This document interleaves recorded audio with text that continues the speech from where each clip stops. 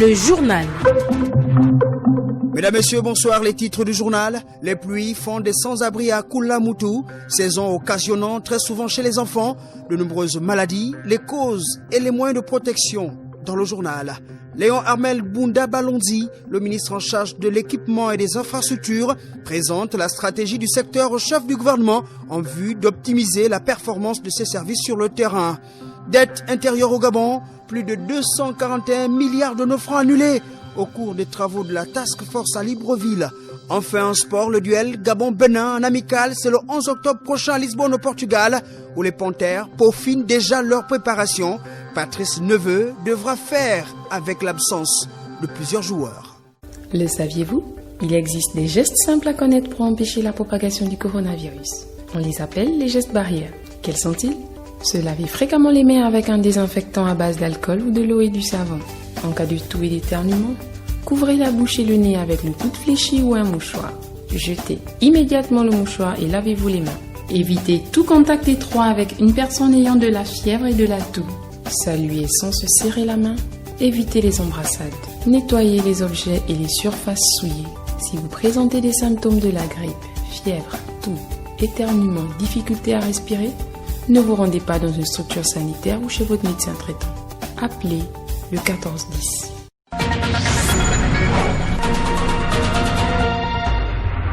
Bienvenue à tous. Je suis Achille Mwanda-Moussouti. Cela dit, Koulamoutou, en ouverture, la capitale provinciale de l'Ogololo, vient d'enregistrer plusieurs sans-abri en raison de la destruction de nombreuses habitations par un orage. Bertie Moueleta-Lamanti est en ligne de Koulamoutou. C'était une fin d'après-midi sombre chez les populations des quartiers Four, Jardin, Litsébé, Mayela, pour ne citer que ceux-là, qui ont vu les toitures de leur habitation s'envoler et endommager pendant l'orage qui s'est abattu dans la capitale provinciale de l'Ogololo. Rodrigue Ingolo, c'est l'un des sinistrés. La pluie qui s'est abattue ici à Koulamouton dans le quartier Litsébé, il y avait un grand vent violent. Madame revenait de la brousse et les enfants étaient un peu dans leur petit bricole, mais c'était vraiment catastrophique. Dieu merci, la chambre où dormait mon premier fils, et lui aussi il était sorti dans ses bricoles. Au moment là où la tangatier s'est abattue à la chambre de mon fils, il était sorti et tout le monde, c'était la panique générale. Et vu l'impact dans la nuit, je ne pouvais pas accepter que l'enfant puisse dormir à la belle étoile. Il fallait découper la tangatier afin de libérer les branches et pour que je puisse essayer de remettre la toiture afin que l'enfant puisse dormir dans les bonnes conditions. Au nombre des dégâts constatés, incendie des transformateurs d'électricité, toitures arrachées, laissant ainsi plus d'une cinquantaine de familles sans abri, d'où le sentiment du maire de la commune de Koulamoutou, Rigobert Nzingelola. C'est le désarroi. Nous constatons le malheur qui vient de s'abattre sur certains de nos compatriotes. Je pense que les dossiers vont être transmis à qui de droit, ceux qui sont en charge des calamités. C'est tout ce que je peux vous dire. Les populations sinistrées de la commune de Koulamoutou gardent les yeux rivés vers les autorités de la République pour que les solutions soient trouvées. Depuis Koulamoutou pour le compte de Radio Gabon, Bertie Moueleta-Lamanti. La pluie vient de faire des sans-abri à Koulamoutou, comme vient de rapporter Bertie Moueleta-Lamanti. Situation peu semblable en Toum, où un incendie d'une rare violence dévaste une habitation R+1 et détruit au passage plusieurs biens. L'origine de cet incident n'est pas encore connue. Seulement, les populations sollicitent des autorités l'implantation d'une antenne des sapeurs-pompiers dans la localité. Ntoum, Maurice Mungonga.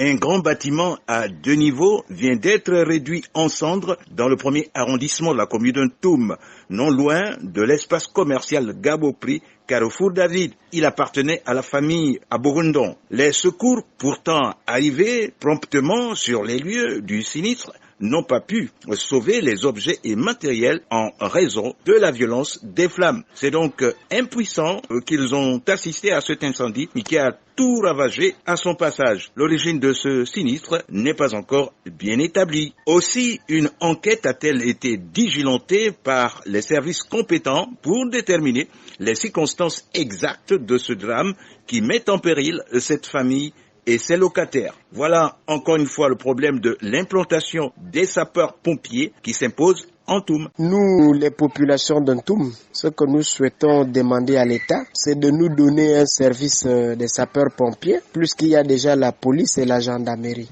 Depuis les bords de la Ngomatou, en Toum, Maurice Mungonga de Kougou, pour Radio Gabon, la référence.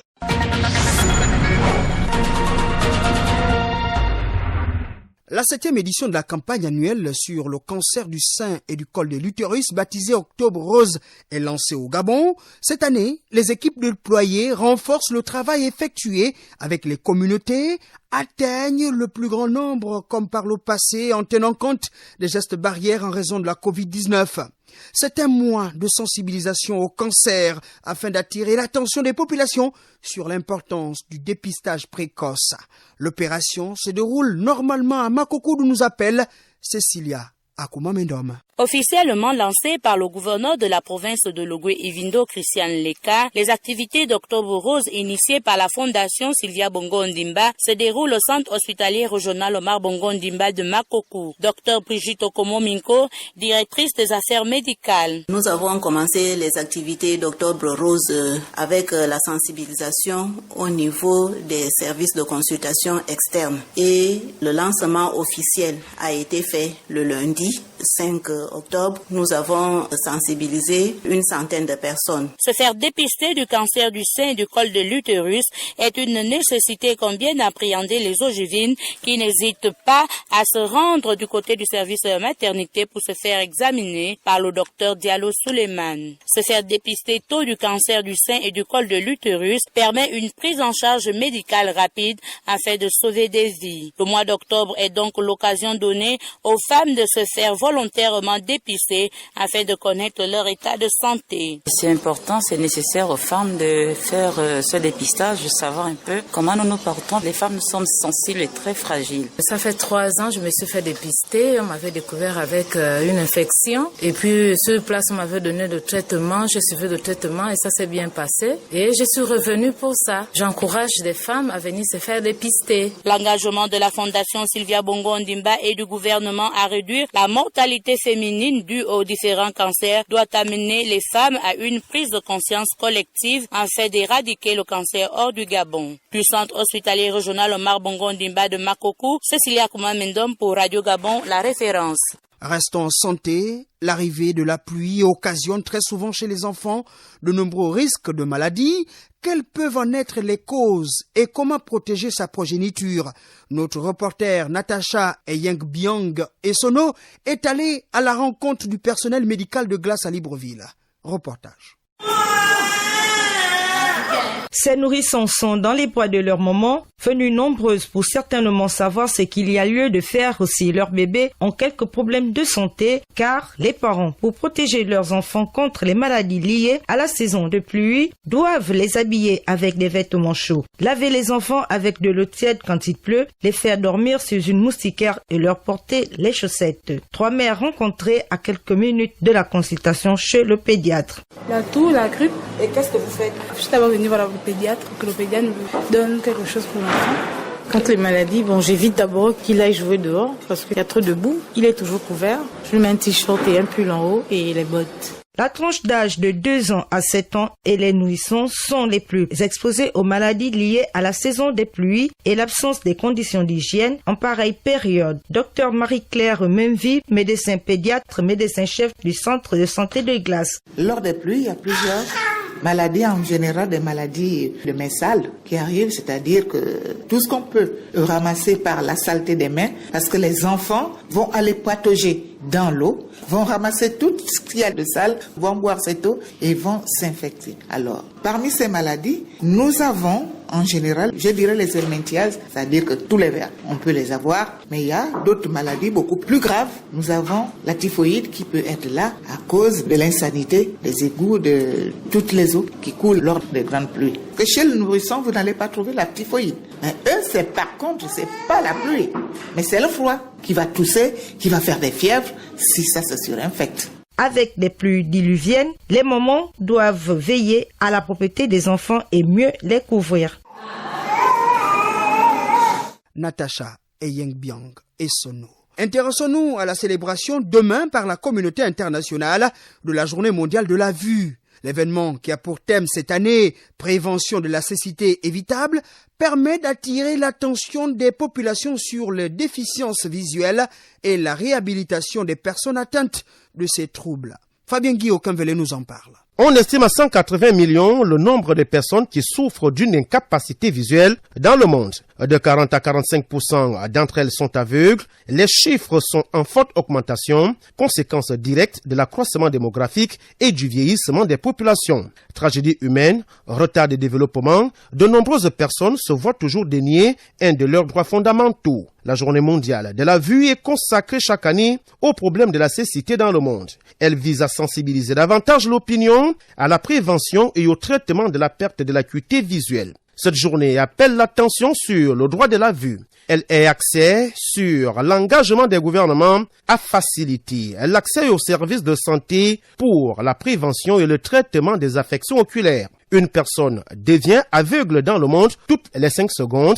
Un enfant devient aveugle toutes les minutes, selon l'Organisation mondiale contre la cécité. On estime à plus de 7 millions le nombre de personnes qui deviennent aveugles chaque année. L'initiative Vision 2020 a été lancée en 1999 et vise à éliminer la cécité évitable d'ici la fin de cette année 2020. La cécité évitable touche souvent des personnes pauvres qui n'ont pas accès à des services de soins oculaires de qualité.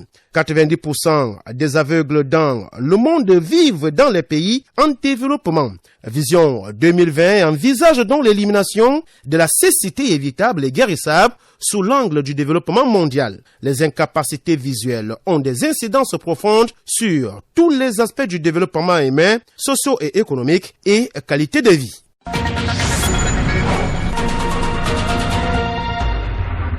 Ali Bongo Ondimba échange avec l'ambassadeur extraordinaire et plénipotentiaire de la République arabe d'Égypte près la République gabonaise, Ahmed Bakr. Au cours de leur entretien, le chef de l'État et son hôte en fin de mission se sont félicités de l'excellence des relations diplomatiques et multiformes unissant les deux pays. Aline Zila. Le diplomate égyptien est venu faire ses adieux au terme de sa mission au président de la République Ali Bongo Ondimba. Son Excellence Ahmed Bakr, ambassadeur extraordinaire et plénipotentiaire de la République arabe d'Égypte. J'ai eu le plaisir et le privilège d'être reçu aujourd'hui par son Excellence le président Ali Bongo Ondimba, président de la République, chef de l'État, pour dire adieu parce que je termine mes fonctions bientôt à la fin de ce mois-là. Le plénipotentiaire Ahmed Bakr s'est réjoui de l'environnement politique et économique dans notre pays. Les relations politiques sont excellentes. On a reçu en 2017 la visite du premier président égyptien au Gabon. Son Excellence le président de la République gabonaise a aussi participé au forum de la jeunesse à Sharm el-Sheikh en 2017. L'assistant du président égyptien est venu aussi. Une délégation du ministre de l'entrepreneuriat public, du PDG de la compagnie Arab Contractors est venue aussi. Ils ont parlé de comment booster les relations dans le domaine des infrastructures, dans le domaine du bois. Le Gabon et l'Égypte entretiennent d'excellents rapports depuis plusieurs décennies. Cette visite de revoir a permis aux deux personnalités de passer également en revue l'excellence des liens d'amitié et de coopération qui existent entre Libreville et Le Caire. À la primature, le Premier ministre Rose Christian Ossokaraponda devise avec l'ambassadeur haut représentant de la République française au Gabon, Philippe Ottier. La coopération bilatérale et la relance de l'économie du Gabon en ce temps de crise Covid-19 en toile de fond de cet entretien. Pakita Love, Dilebou Mabika, pour le point. Philippe Ottier, ambassadeur et haut représentant de la République française près le Gabon, qui s'est entretenu avec la première mini-chef du gouvernement Rose Christian Ossokaraponda, a réaffirmé la volonté de son pays d'accompagner le nôtre dans ses efforts de relance économique. Philippe Ottier, ambassadeur de France au Gabon. Nous avons fait un tour d'horizon général de l'ensemble de notre relation bilatérale et l'entretien naturellement a également été pour moi l'occasion de présenter mes vœux de succès à la Première ministre. Nous avons évoqué la relation bilatérale dans son ensemble pour constater qu'elle était bonne. Cette volonté du pays colonisateur de soutenir le Gabon viendrait ainsi renforcer la coopération bilatérale entre les deux États. Nous avons constaté dans un complet accord l'excellence de cette relation entre nos deux pays et réfléchi à la manière maintenant d'aller plus loin et de commencer une nouvelle phase. La pandémie de la Covid-19 était passée par là et que la pandémie a un peu suspendu le temps d'une certaine façon ici au Gabon, en France et dans tous nos pays et que le moment est maintenant venu de relancer tout cela et nous avons discuté avec le Premier ministre des voies et moyens de cette relance. relance de notre relation bilatérale. Nous avons passé en revue l'ensemble des secteurs de cette relation, qu'il s'agisse de l'économie, qu'il s'agisse de la culture,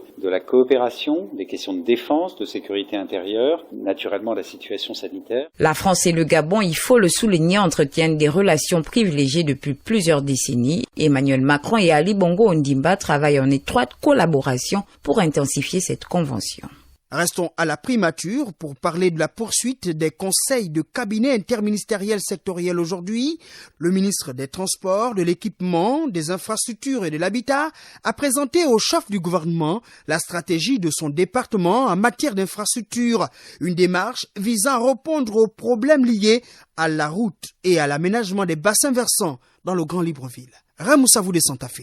Face à la patronne de l'administration gabonaise Rose Christiane Soukaraponda, le ministre en charge des infrastructures et des transports a fait un état des lieux de la situation du réseau routier national avant de lui présenter la stratégie de construction, d'aménagement et de réhabilitation élaborée et présentée par les experts de son département sous son autorité. Léon Armel Bunda Balonzi, ministre des infrastructures. Nous avons exposé au niveau de l'aménagement routier, d'abord, pour savoir ce que le ministère propose. Nous avons parlé d'abord de la transgabonaise, qui est le projet phare du chef de l'État, son excellence Ali Bongo Ondimba. Et ensuite, nous avons aussi égrené certains projets importants qui étaient aménagés il y a un temps, mais qui sont en arrêt, mais qu'il faudrait reprendre et achever d'ici 2023. Au Vamakoku, un projet en arrêt, et que nous avons donc inscrit déjà dans la loi de finances initiale 2021. Ndende Chivanga, il faut reprendre. Il y a aussi Mwanda Bakumba, pour ne citer que ces projets. Nous avons beaucoup d'études à mener au cours de ces années qui vont arriver. Nous avons aussi parlé des études qui sont déjà avancées. Il s'agit notamment de la route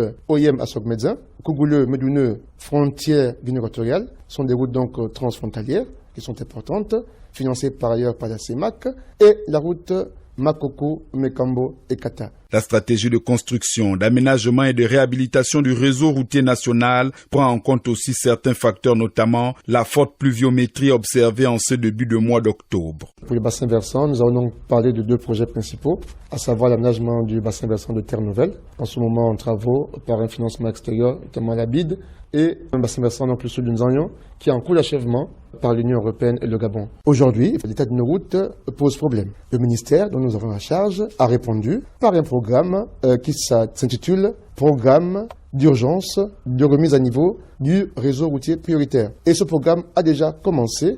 Selon Léon Armel Bunda Balonzi, la stratégie de développement du secteur de l'habitat en phase de réajustement sera présentée à la chef du gouvernement dans les jours à venir. Le ministre des Transports, de l'Équipement, des Infrastructures et de l'Habitat, après la présentation de sa stratégie de travail à la primature, a dirigé la cérémonie d'installation du nouveau secrétaire général de son département. Il s'agit de Rufin Moutessa Igwe, nommé lors du dernier Conseil des ministres. Ramoussavou de Santa Fe rapporte. Monsieur Rufin Moutessa Igwe, au nom du grand chef de l'État et en vertu des pouvoirs qui nous sont conférés, je vous installe dans vos nouvelles fonctions du secrétaire général du ministère des Transports, de l'Équipement, des Infrastructures et de l'Habitat. Rufin Moutessa Igwe fait partie des promus du dernier Conseil des ministres. Il occupe désormais les fonctions de secrétaire général du ministère des Infrastructures et des Transports et de l'Habitat. Installé, puis renvoyé à l'exercice de ses nouvelles charges, l'homme décline ici ses priorités. Le secrétariat général mettra un accent particulier sur le dialogue social des gens encadrés en interne par un texte réglementaire, notamment l'arrêté numéro 006/2020/MTEIH du 24 novembre 2020 portant création d'une commission de travail bipartite servant de cadre de dialogue social au sein du ministère. Son prédécesseur n'aura pas démérité et c'est d'ailleurs fort de cela que le ministre Léon Armel Bunda Balonzi invite le secrétaire général entrant à poursuivre dans la même direction tout en mettant son expérience et son dynamisme au service de l'administration des infrastructures dont il est dorénavant le patron. Je sais les sacrifices qu'il a donnés de sa personne en travaillant les week-ends, les nuits pour le bien de nos compatriotes. Cette nomination intervient dans un contexte assez particulier. La réforme de tout le secteur infrastructure que le président a engagé. Nous vous demandons de faire travailler vos collaborateurs autant que faire se peut. Pour rappel, Rufin Moutessaïgue succède à Félix Nemve à la tête du secrétariat général. Il a été promu le 2 octobre dernier à la suite des travaux de la réunion du Conseil des ministres présidée par Ali Bongo Ondimba, le président de la République, chef de l'État. Rufin Moutessaïgue arrive dans un secteur qui a fait adopter plusieurs projets de décret lors du dernier Conseil des ministres dans le cadre de la réforme des structures administratives du pan infrastructures et des travaux publics dont l'objectif est d'optimiser l'élaboration et la mise en œuvre des politiques publiques du dit secteur, un secteur qui connaît la suppression aujourd'hui de la NGTI, Agence nationale des grands travaux et d'infrastructures. Sur le terrain, les plaintes sont légion en termes de dégradation de la route, à l'image du quartier Glace dans le 4e arrondissement de Libreville. Le constat est signé Edgar Kaba. Cette voiture peine à traverser la route de glace sur laquelle il y a plusieurs trous qui s'élargissent de jour en jour avec les pluies qui s'abattent sur Libreville. Un usagers nous parle de cette route du centre-ville en mauvais état.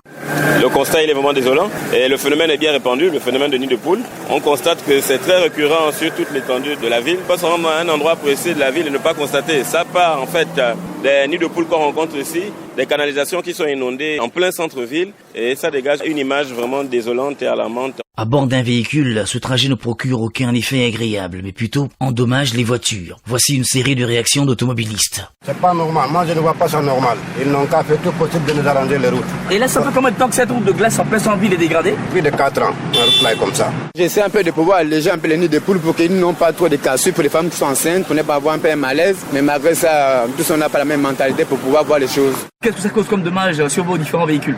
Les amortisseurs. Les amortisseurs, c'est désolant. Idem pour la route de la Pairie, en face de la SEG, qui est aussi dégradée et qui suscite la colère de cet homme rencontré. Au niveau de la route de la Pairie, elle est en piteux état, vous-même vous regardez, je vous apprends rien. Ça s'est dégradé aujourd'hui davantage, à cause de l'arrivée des pluies. Mais je suis arrivé il y a 1 mois et demi, je constatais que rien n'a changé. Ce sont les riverains maintenant qui essayent un peu de limiter un peu la casse des véhicules. Sinon vraiment c'est déplorable. Cette route du quartier Glace et celle de la Pairie et bien d'autres trafics routiers situés en plein cœur du centre-ville et celles conduisant dans les quartiers enlaidissent la capitale Libreville si elles ne sont pas réhabilitées.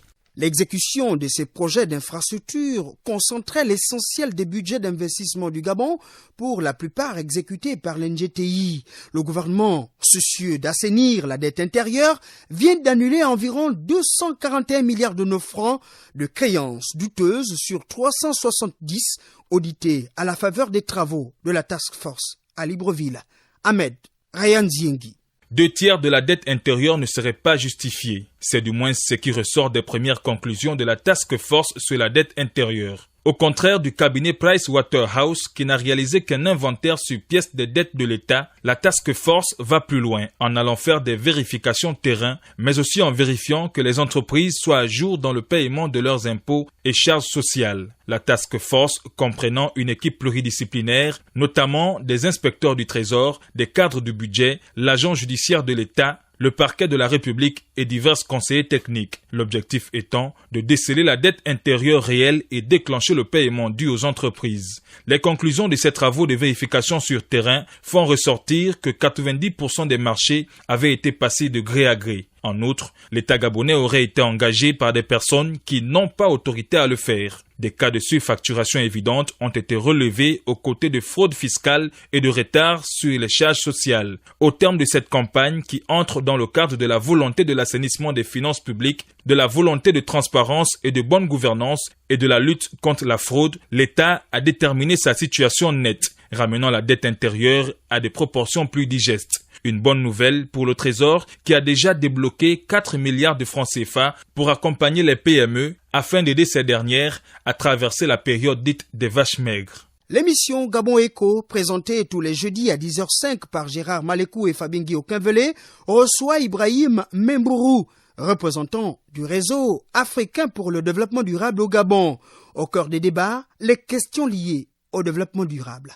On l'écoute en avant-première. Le développement durable est une idée que les sociétés humaines doivent vivre et répondre à leurs besoins sans compromettre donc la capacité des générations futures à répondre à leurs propres besoins. Alors, le développement durable s'articule sur 3 grands piliers. Il y a le pilier de l'économie, il y a le pilier social et le pilier environnemental. Donc, vous entendez très bien qu'il s'agit ici de vivre avec son temps. C'est-à-dire, nous qui sommes là, nous vivons avec notre temps sans compromettre donc les générations futures. C'est-à-dire en ce qui concerne que ce soit l'agriculture, que ce soit l'économie, que ce soit tout ce qui touche le social, nous ne devons pas compromettre la chance de ceux qui viendront après nous, tout simplement parce que nous voulons aujourd'hui tout terminer. Donc le développement durable consiste à ce que nous puissions utiliser rationnellement tout ce qu'il y a comme bien social, économique, politique, tout ce qu'il y a comme bien environnemental. Donc il va falloir l'utiliser maintenant tout en préservant une partie pour les générations futures. Quand on veut parler de développement durable et dans son pilier environnemental, il va falloir regarder les choses un peu plus loin. Ne pas les regarder comme nous voyons seulement notre environnement, notre milieu, mais il faut regarder la préservation des générations futures. Alors pour préserver ces générations futures, il y a lieu ici de limiter la pollution qui est provoquée par les grandes industries, donc par les grandes nations. Ainsi, allons nous préserver donc la situation donc de 2 générations futures.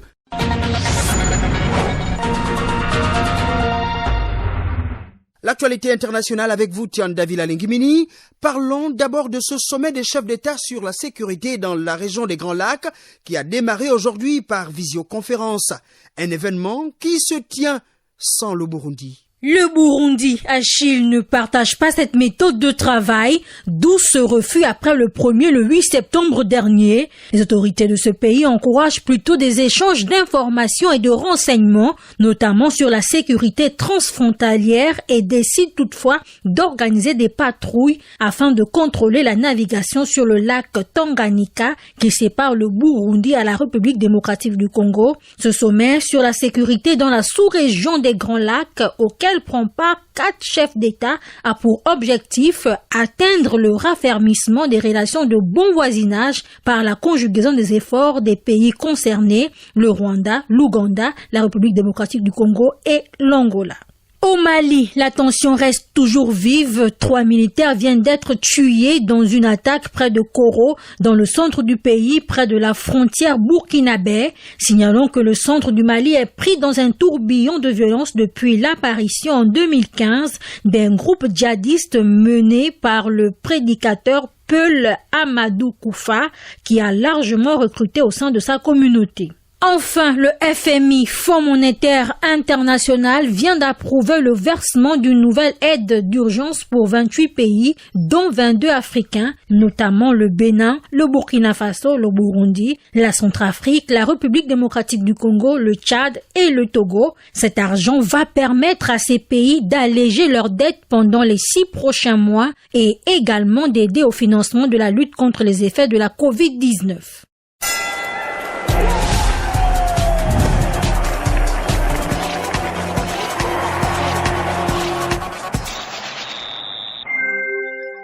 Le sport avec vous, Hervé David Magena.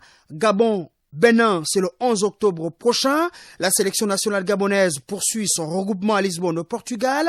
Les Panthères du Gabon ont effectué leur 2e séance d'entraînement aujourd'hui. Tout à fait, Achille Mwanda Moussoti, le sélectionneur national Patrice Neveu, a enfin retrouvé le sourire. Une vingtaine de joueurs ont pris part ce jour à la 2e séance d'entraînement au stade de l'Atlético Club du Portugal situé dans la banlieue de Lisbonne. Plusieurs exercices tactiques et techniques ont été appliqués dans une atmosphère détendue. Une autre séance d'entraînement est prévue ce jeudi. Le technicien français entend créer une osmose tactique avant d'affronter les écureuils du Bénin le 11 octobre prochain. Signalons que 4 joueurs ont rejoint la tanière ce jour pour étoffer le groupe. Il s'agit de Madinda, Ngwali, Bouanga et Tanjingora. Victime d'une blessure à la cheville gauche, le défenseur central des Panthères et du club turc de Sivasspor Aron Ondele à Pinangoy, dont l'indisponibilité avait été annoncée pour 8 semaines, pourrait revenir à la compétition plus tôt que prévu. L'international gabonais pourrait jouer la double confrontation du 13 et du 17 novembre prochain face à la Gambie. Une bonne nouvelle pour Patrice Neveu qui devrait donc retrouver sa charnière centrale défensive composée de Bruno Ekwelemanga et de Aron Ondele Délé à Pinangoy. Athlétisme à jour J-3 de l'élection du nouveau bureau de la Fédération gabonaise d'athlétisme. Le vice-président de la Confédération africaine d'athlétisme et par ailleurs président de la zone 3, Bruno Konga, est actuellement à Libreville au Gabon. Le vice-président de la Confédération africaine d'athlétisme aura des séances de travail ce jeudi avec tous les anciens et nouveaux athlètes. Rappelons que l'élection du président de la Fédération gabonaise d'athlétisme est prévue ce samedi. On termine avec cette information. Achille Mwanda Moussoti, l'international congolais Imboula, signe son retour en France, âgé de 28 ans. Gianni Imboula s'est engagé avec En Avant Guingamp, club de Ligue 2. L'ancien joueur de l'OM va tenter de relancer sa carrière là où tout avait commencé. C'est sur ces notes de sport que se referme ce journal. Merci à Tian Davila Lengimini pour la collaboration rédactionnelle. Léopold Lombo Moisoko assure la mise en onde. Chez Maneya est au montage. La réalisation est de Ahmad Beni Evaka. Je suis Achille Mwanda Moussoti. Bonne soirée à tous et à demain.